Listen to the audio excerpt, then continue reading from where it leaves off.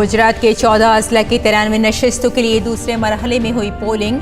दिन में 3 बजे तक 50% से ज्यादा हुई वोटिंग। अहमदाबाद, वडोदरा, मेहसाना, पंचमहल में डाले गए वोट। वजीर आला भूपेंद्र पटेल, रियासत के यूथ ब्रिगेड हार्दिक, अल्पेश और जिग्नेश समेत 833 उम्मीदवार आजमा रहे हैं अपनी किस्मत। वजीर आजम ने रानेप में डाला अपना वोट। कहा, जमहूरियत की मजबूती में इलेक्शन कमीशन के किरदार को बताया काबिल तहसीन। मरकजी वजीर दाखिला अमित शाह ने अहमदाबाद के नारायणपुरा में दिया अपना वोट, जबकि वजीर आला भूपेंद्र पटेल ने शिलाज में डाला अपना वोट। कांग्रेस लीडर शक्ति सिंह गोहिल और आम आदमी पार्टी के लीडर सुदान गढ़वे ने भी अहमदाबाद में डाले वोट। 5 रियासतों में 1 लोकसभा समेत 7 सीटों पर ज़िमनी इंतखाबात। यूपी में मैनपुरी लोकसभा के अलावा रामपुर खतौली असेंबली में डाले गए वोट। बिहार की कोढ़नी, छत्तीसगढ़ की भानु प्रतापपुर, राजस्थान की सरदार शहर और उड़ीसा की पद्मपुर सीटों पर हुई वोटिंग। मरकज ने G20 कॉन्फ्रेंस पर बुलाई ऑल पार्टी मीटिंग। शाम की बहस में वजीर आजम ले सकते हैं हिस्सा। उदयपुर में हुई G20 के रुकन ममालिक के शेरपाओं की मीटिंग। तकनीक और डिजिटल की मदद से महरूम तबकों की भलाई पर दिया गया जोर। जर्मनी और भारत के दरमियान माइग्रेशन और मोबिलिटी पार्टनरशिप के जामी मुआहदे पर हुए दस्तखत। जर्मन की वजीर खारजा अन्ना लेना बेरबुक और जयशंकर के दरमियान हुई 2 तरफा मुलाकात। फुटबॉल वर्ल्ड कप के प्री क्वार्टर फाइनल में आज जापान और क्रोएशिया की टीमें होंगी मद्दे मुकाबिल। दूसरा मैच रात गए होगा ब्राजील और जनूबी कोरिया के दरमियान। इंग्लैंड और फ्रांस ने क्वार्टर फाइनल में बनाई जगह।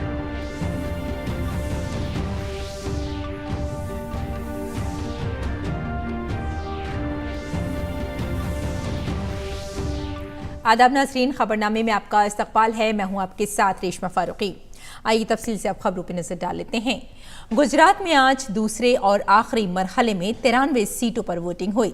इस मरहले में अहमदाबाद, वडोदरा और गांधीनगर समेत 14 अजला की 93 असेंबली सीटों पर वोट डाले गए। वोटिंग सुबह 8 बजे शुरू हुई, जो शाम 5 बजे तक जारी रही।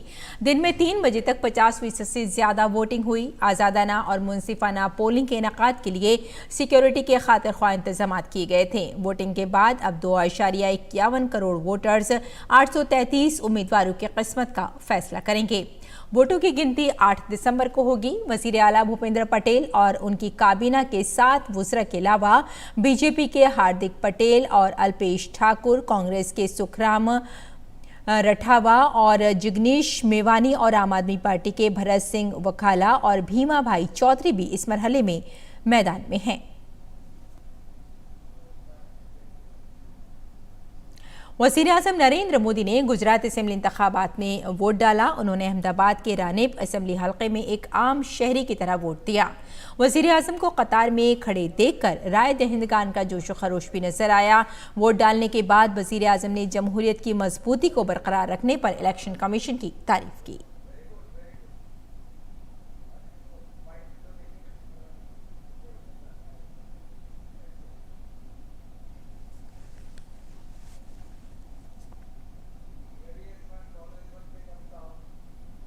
गुजरात के, हिमाचल के और दिल्ली के मतदाताओं ने बहुत ही उत्साह और उमंग के साथ मनाया। मैं लोकतंत्र के उत्सव के लिए देश के नागरिकों का हृदय से अभिनंदन करता हूं, धन्यवाद करता हूं। मैं इलेक्शन कमीशन को भी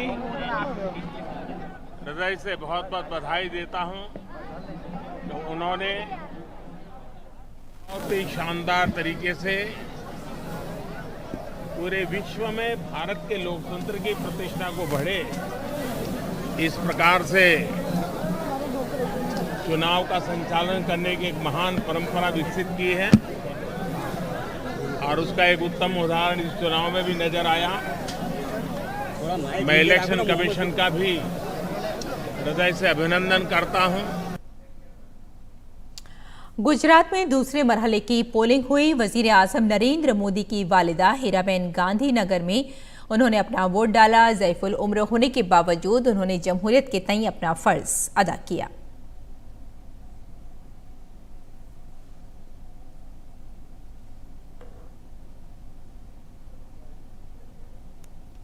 और मरकजी वजीर दाखिला अमित शाह, गुजरात के वजीर आला भूपेंद्र पटेल और बीजेपी उम्मीदवार हार्दिक पटेल ने दूसरे और आखिरी मरहले के लिए वोट डाला। इसके अलावा यूपी की गवर्नर आनंदीबेन पटेल और दिल्ली के लेफ्टिनेंट गवर्नर ने विनय सक्सेना ने भी अहमदाबाद पहुंचकर अपना वोट डाला।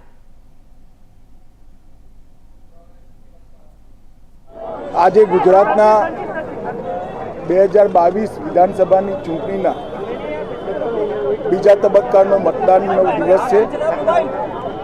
સવારથી જ ખૂબ ઉત્સાહપૂર્વક ગુજરાતની જનતા અઢી દાયકાથી વધુ ગુજરાતની વિકાસ યાત્રાના સમર્થનમાં વોટ આપવા માટે ખૂબ ઉમળકાભેર નીકળી છે।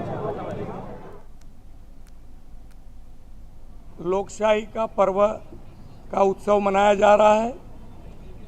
प्रथम चरण के मतदान पूर्ण हो गए हैं। आज दूसरे चरण का मतदान शुरू हुआ है।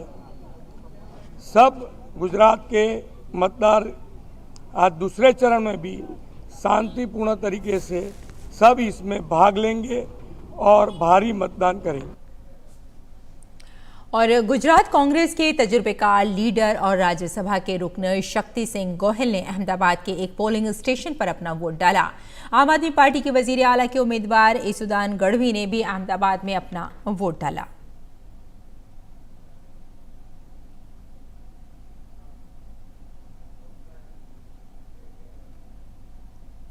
पांच रियासतों में 6 असेंबली हलकों और 1 लोकसभा सीट के ज़िमनी इंतखाबात के लिए भी आज वोट डाले गए। उत्तर प्रदेश में भी मैनपुरी लोकसभा सीट और रामपुर और खतौली असेंबली सीटों के ज़िमनी इंतखाबात के लिए वोट दिए गए।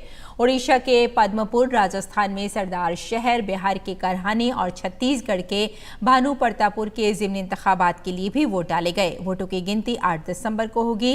समाजवादी पार्टी के सदर अखिलेश यादव की बीवी डिंपल यादव मैनपुरी लोकसभा सीट से पार्टी के उम्मीदवार हैं। भारतीय जनता पार्टी ने यहां से रघुराज सिंह शाक्या को मैदान में उतारा है। ये सीट समाजवादी पार्टी के रहनुमा मुलायम सिंह यादव के इंतकाल की वजह से खाली हुई है।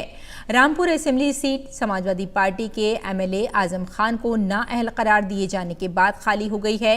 उन्हें नफरत अंगेज तकरीर के एक मामले में कसूरवार पाया गया है। इस सीट पर बीजेपी के आकाश सक्सेना और समाजवादी पार्टी के आसिम रजा समेत 10 उम्मीदवार मैदान में हैं। Khatauli assembly seat BJP MLA Vikram Singh Saini की 2 साल की सजा की वजह से खाली हुई है। वो 2013 के फसादात के एक मामले में कसूरवार पाए गए हैं। यहां से बीजेपी ने राजकुमारी सैनी को मैदान में उतारा है, जबकि मदन भैया राष्ट्रीय लोक दल और समाजवादी पार्टी के मुश्तरका उम्मीदवार हैं। कांग्रेस और बहुजन समाज पार्टी इन ज़िमनी इंतखाबात में हिस्सा नहीं ले रही है।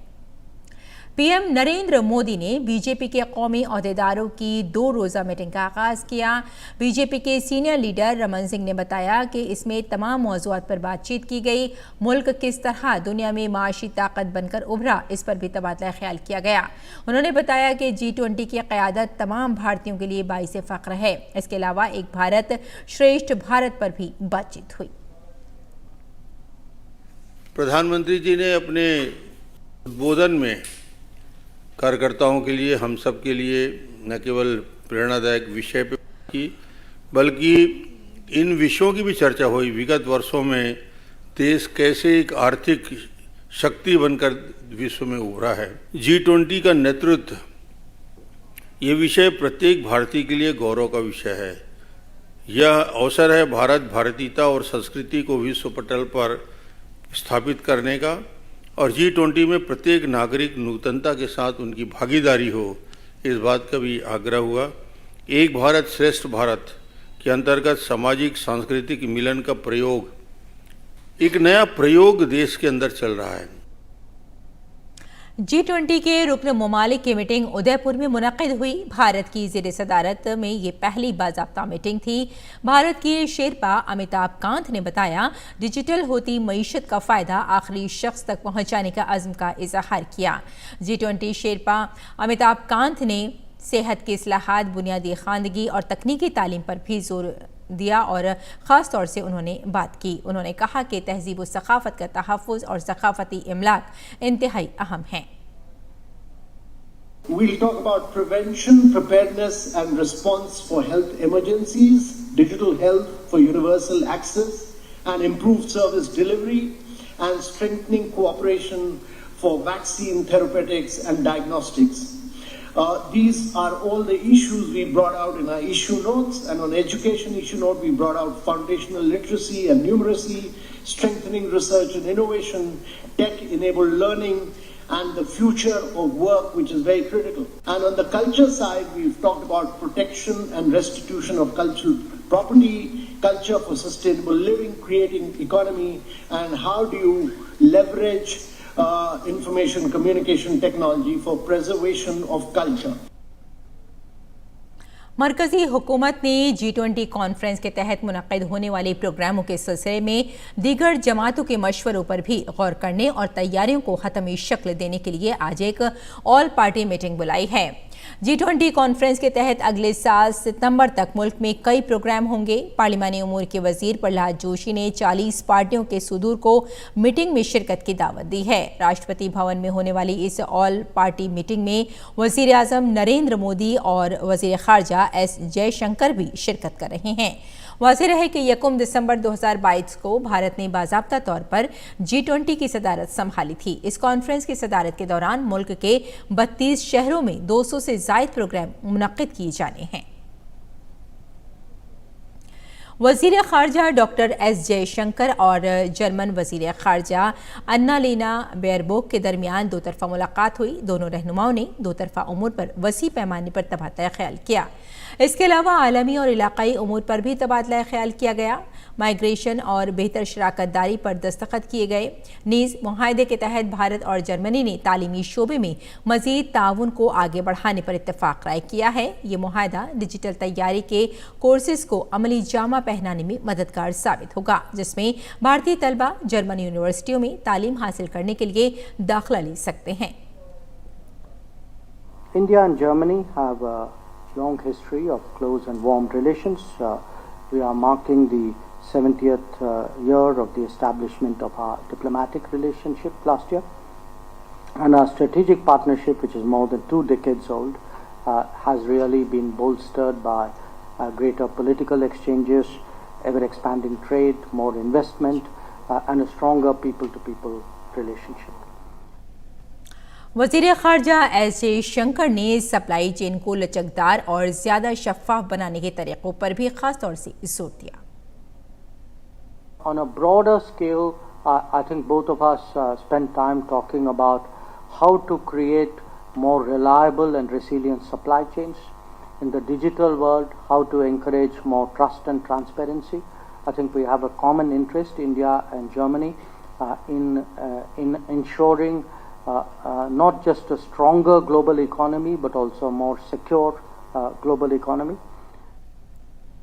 इसके अलावा वज़ीर ख़ारजा ने दहशतगर्दी के ख़िलाफ़ भारत के मजबूत मौक़िफ़ का इयादा किया। उन्होंने कहा कि जब तक पाकिस्तान में दहशतगर्दी है, मुज़ाकरात नहीं हो सकते।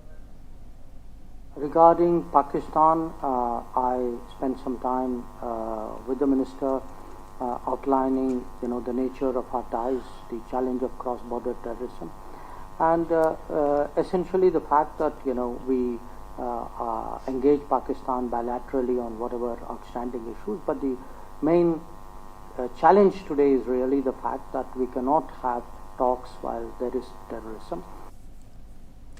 इससे कबल जर्मन वज़ीर ख़ारजा अन्नालेना बेयरबॉक ने अपने 2 रोज़ा दौराए हिंद के दौरान गांधी स्मृति जाकर ख़राज अक़ीदत पेश किया।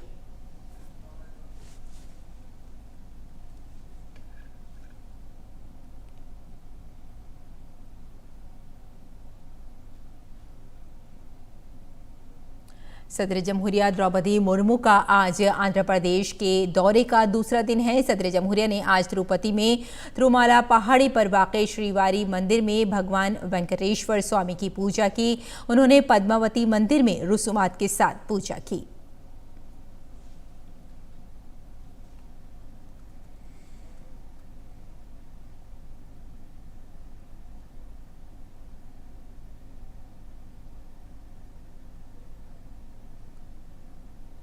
इसके बाद उन्होंने तिरुपति में श्री पद्मावती महिला विश्वविद्यालय में तालिबात, असातिज़ा, ख़वातीन और सेल्फ हेल्प ग्रुप्स के अरकान और कामयाबियां हासिल करने वाले ख़वातीन से कहा कि लड़का लड़की में कोई फ़र्क नहीं होता है। कोई भी काम छोटा बड़ा नहीं होता, काम काम होता है।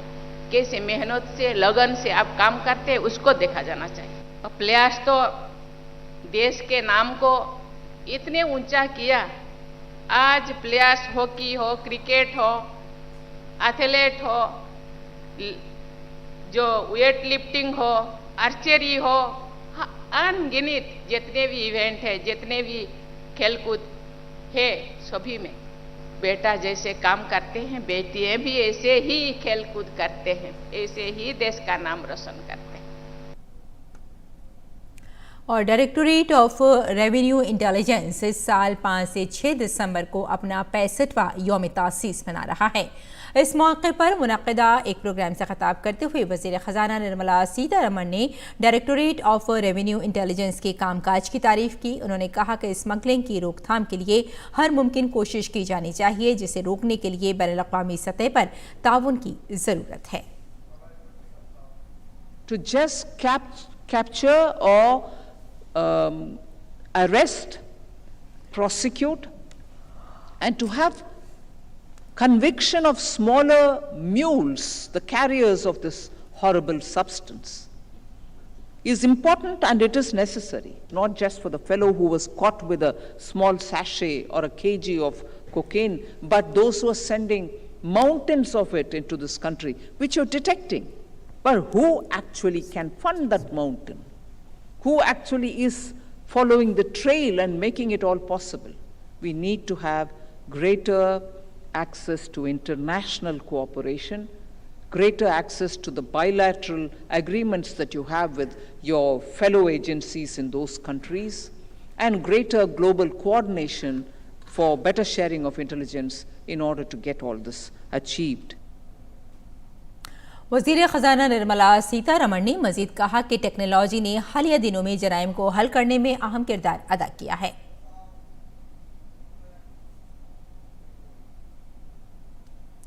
और तिजारत और सनत के मरकजी वजीर पीयूष गोयल के जरिए सरमायाकारों और कारोबारियों के लिए शुरू किए गए नेशनल सिंगल विंडो सिस्टम को अच्छा रिस्पांस मिल रहा है। अब तक मरकजी हुकूमत के 27 महकमे, 19 रियासतें और मरकज के जेर इंतजाम इलाकों के कई महकमे इस पोर्टल से मुंसलिक हो चुके हैं। ये प्लेटफॉर्म सरमायाकारों या कारोबारी अफराद के लिए ज़रूरी मंजूरी और मंजूरी हासिल करने के लिए वन स्टार्ट शॉप के तौर पर काम कर रहा है।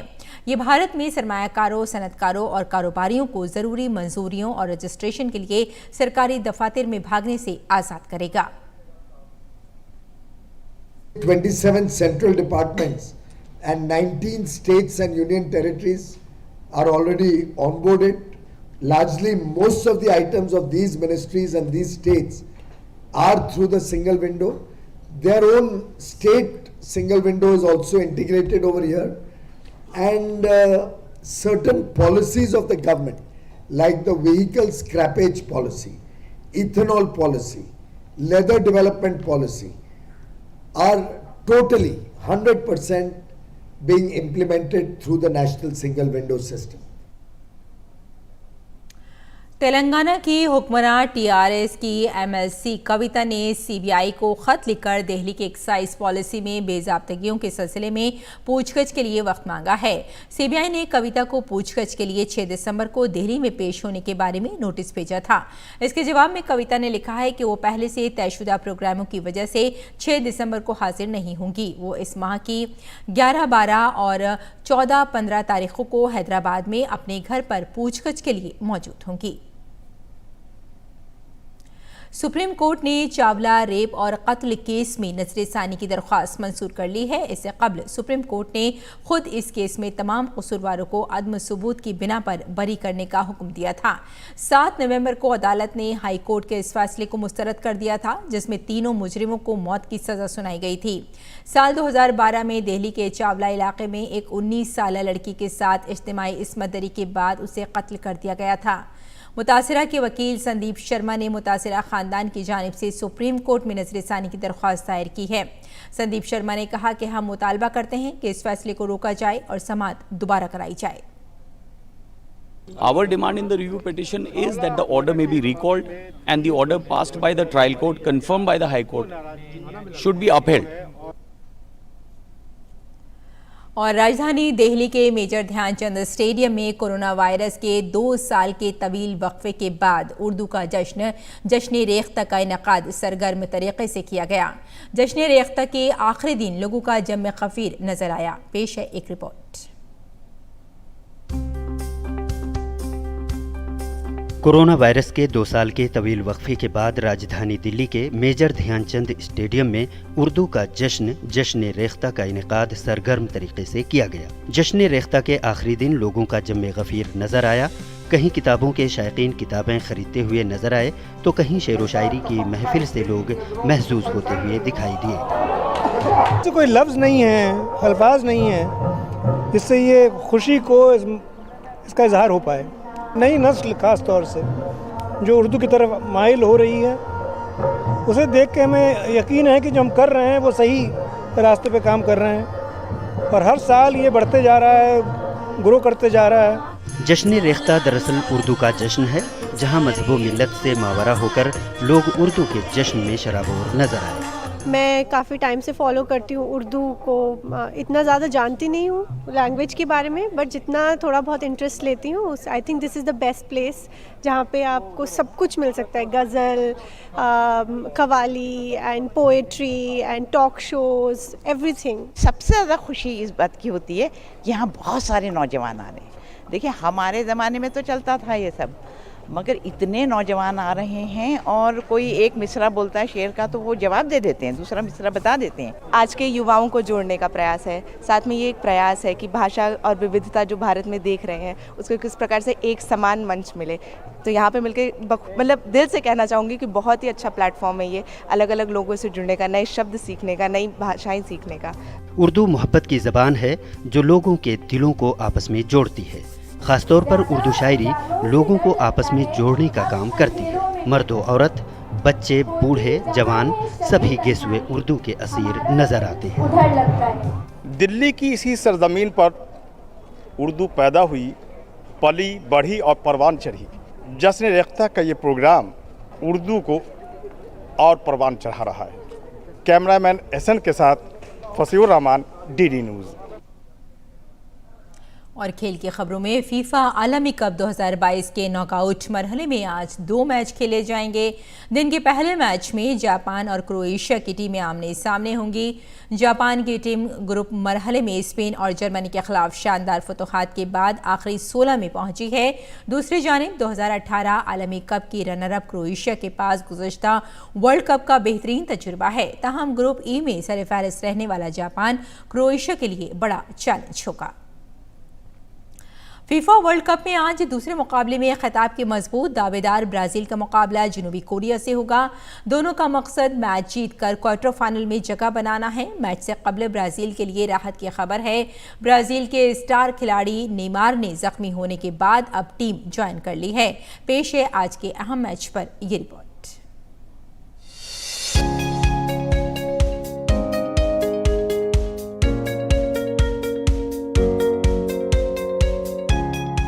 फीफा आलमी कप के आखिरी 16 में आज दूसरा मुकाबला ब्राजील और जनूबी कोरिया के दरमियान खेला जाएगा।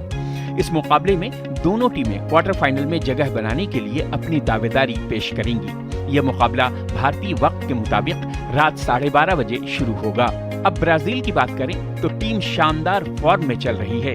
ग्रुप स्टेज में खेले गए 3 मुकाबलों में से 2 मैच ब्राजील के नाम रहे हैं, जबकि एक में उसे हार का सामना करना पड़ा है। ब्राजील ने अपनी मुहिम की शुरुआत सर्बिया के खिलाफ जीत के साथ की थी। दूसरे मैच में स्विट्जरलैंड को 1-0 से हराया और तीसरे मुकाबले में उसे कैमरून के खिलाफ 1-0 से हार झेलनी पड़ी। अब आज खेले जाने वाले नॉकआउट मुकाबले में ब्राजील की टीम जीत के साथ आगे बढ़ना चाहेगी। इस दरमियान खिताब की दावेदार मानी जा रही ब्राजील की टीम के लिए एक अच्छी खबर भी सामने आई है। आज होने वाले इस मुकाबले के लिए ब्राजील के स्टार खिलाड़ी नेमार की वापसी हो रही है। ब्राजील के कोच टीटे ने नेमार के जुनूबी कोरिया के खिलाफ खेलने की इत्तला दी। नेमार सर्बिया के खिलाफ खेले गए टीम के पहले मैच में जख्मी हो गए थे। ब्राजील ने उस मुकाबले में 2-0 से जीत हासिल की थी। इसके बाद स्विट्जरलैंड और कैमरून के खिलाफ वो नहीं खेल पाए थे। आज के इस मुकाबले में ब्राजील के डैनिलो, एलेक्स टेल्स और फॉरवर्ड गैब्रियल जेसूस भी मैदान पर नजर नहीं आएंगे। डैनिलो सर्बिया के खिलाफ मुकाबले में जख्मी हुए थे, जबकि एलेक्स और गैब्रियल को कैमरून के खिलाफ मुकाबले में चोट लग गई थी। ब्राजील के एक और खिलाड़ी डैनिलो को भी सर्बिया के खिलाफ चोट लगी थी। वहीं कैमरून के खिलाफ घुटने में चोट के सबब एलेक्स टेल्स और फॉरवर्ड गैब्रियल जेसूस टूर्नामेंट से बाहर हो चुके हैं। दूसरी तरफ बात अगर जुनूबी कोरिया की करें तो ये टीम ग्रुप एच में उरुग्वे और घाना जैसी मजबूत टीमों को पीछे छोड़कर नॉकआउट में पहुंची है। फीफा आलमी कप में जुनूबी कोरिया ने अपना पहला मैच उरुग्वे के साथ 0-0 से ड्रॉ खेला था। दूसरे मैच में उसे घाना के खिलाफ 3-2 से शिकस्त का सामना करना पड़ा था, लेकिन तीसरे मैच में इसने पुर्तगाल को 2-1 से हराकर बड़ा उलटफेर किया था और नॉकआउट राउंड में जगह बनाई थी। अब इस टीम के पास एक और उलटफेर करने का मौका है। Bureau report, DD news Urdu खबरें। तो नाज़रीन, खबरनामे में फिलहाल इतना ही। इजाजत दें। आदाब।